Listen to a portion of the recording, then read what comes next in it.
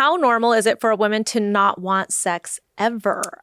Yeah. And by the way, I'll throw out there just anecdotally, I know for myself and for all of my friends, we have gone through bouts where we just didn't want to have sex. Yep. And we wondered if something was wrong with us.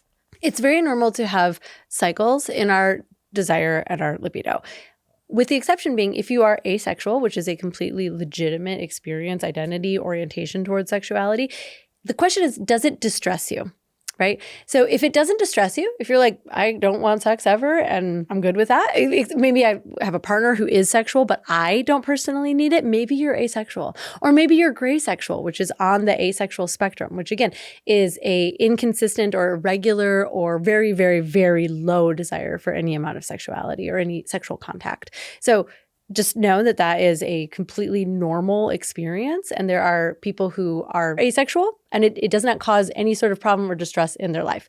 However, what I think is probably true for this viewer is that it is causing a degree of stress. Like she would like to have sex. She wants to want sex. So it's not irregular. It's not abnormal, as you were saying. But if it is causing you distress, there are a few things that you can do about it. Number one, go get your hormones checked. Get a physical check from a very qualified physician. Like you had Mercedes. Yeah. Mimi. Yes. Her episode is phenomenal. Have a listen to that. Like think about where you are inside of the cycle of menopause or perimenopause, right? Think about where you are inside of your stress cycle and your emotional health. Think about where you are in terms of your physical health. Are you taking care of yourself? Are you moving? Are you drinking water? Are you sleeping? Do you have a child attached to your hip 24 hours a day? All of these things may be factors in how much you desire sex. And it is also true that a percentage of women deal with what is called a bristle response to a male partner often and him initiating sex. Have you heard the experience of going like, ooh, I don't, right? Yeah. A shock experience. That's actually our fight or flight nervous system engaging to that kind of touch, right? We're having a response, a survival-based response to someone initiating sex with us. And if that's what this person is referring to, if that's what they're dealing with, there are other things related to relational safety. Maybe we're going from 0 to 100. Maybe her body's just been penetrated before it was ready 1,000 times. It's very common for us to have sex before we're truly ready, before, remember the vagina is made up of muscles, right? Yeah. If we are going to exercise, for the most part, we warm up our muscles before we ask them to do incredible feats, but we don't give the vaginal muscles, the pelvic floor muscles, the same respect. We don't warm them up before we ask them to go, through something, to be a part of something, right? And the other piece of that is, what is your sexual relationship to yourself?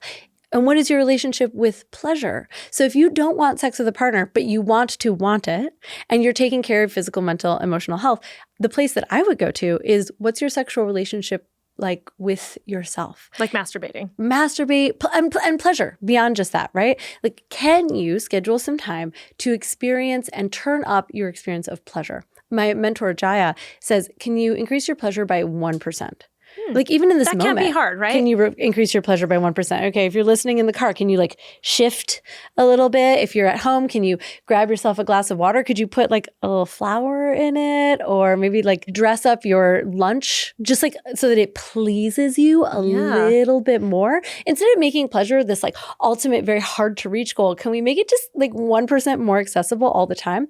The thing is, we're not in the habit of looking for pleasure. Again, it's selfish. Right? It's a waste of time. It doesn't support anyone. We need to be available to our partner, to our business, to our children, to our friends. When we make pleasure a priority for ourselves in like just a little way, then we start to crack open the door for us to experience more pleasure, to experience more sexual satisfaction, to want sex more. And yeah, masturbate. I highly recommend, if you don't have a sex toy that you love or something that like allows you to have a physical representation of your pleasure and also makes it easier for you to reach orgasm and experience those feel-good sensations, then get one of those. And if you need to, explain to your partner that you actually want to have sex with him. You want to have sex with him, and you're reclaiming it for yourself first. You're going to learn about your body as it is today. That could be post-children. That could be in a very, stressful work environment. That could be while you're taking care of an aging parent. But you're going to learn about your body and what it prefers right now. And then you're going to take that information and, like you said earlier, that drive that like now we've kickstarted and we're like moving slowly, but we're gaining momentum and steam. And we're going to take that back to them with more information.